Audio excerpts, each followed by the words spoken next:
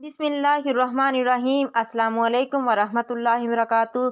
P के इल्म के सफ़र में आप सबको खुशामदीद। आज की इस वीडियो में आपको बताऊंगी कि इंसानी उंगलियों की पोरों पर जरासीम कश हमारे लिए फ़ायदा मंद है या नुकसानदा है। इस्लाम और साइंस की रूह से जानेंगे। हज़रत अब्दुल्ला बिन अब्बास रज़ी अल्लाह अन्हु से रवायत है कि नबी सल्लल्लाहु अलैहि वसल्लम ने फरमाया, जब तुम में से कोई खाना खाए तो वो अपना हाथ ना पूंजे हत्ता कि उसे उंगलियां चाट ले या चटवा ले। खाने के बाद उंगलियां चाटने का हुक्म पैगंबर इस्लाम सल्लल्लाहु अलैहि वसल्लम ने 14 सदियां पहले दिया और इसमें जो हिकमत कार फरमा है इसकी तस्दीक तिब्बी साइंसदान इस दौर में कर रहे हैं। एक खबर आपको बताती चलूं कि जर्मनी के तिब्बी माहिरीन ने तहकीक के बाद ये नतीजा अखज़ किया है कि इंसान की उंगलियों की पोरों पर मौजूद ख़ास किस्म की प्रोटीन इसे दस्त, कैं और हैज़े जैसी बीमारियों से बचाती है।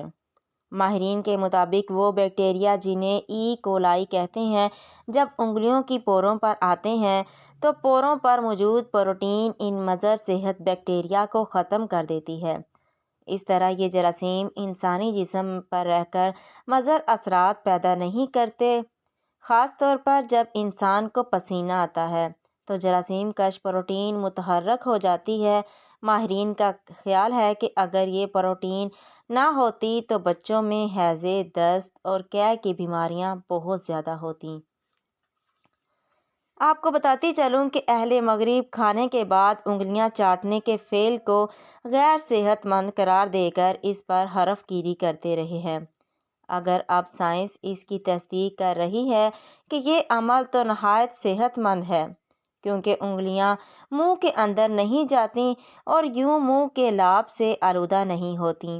नीज उंगलियों की पोरों पर मौजूद प्रोटीन से मज़र बैक्टीरिया भी हलाक हो जाते हैं। इसके बरक्स चमचे या कांटे से खाना खाएं तो वो बार बार मुंह के लाभ से आलूदा होता रहता है और ये बेहद गैर सेहतमंद अमल है।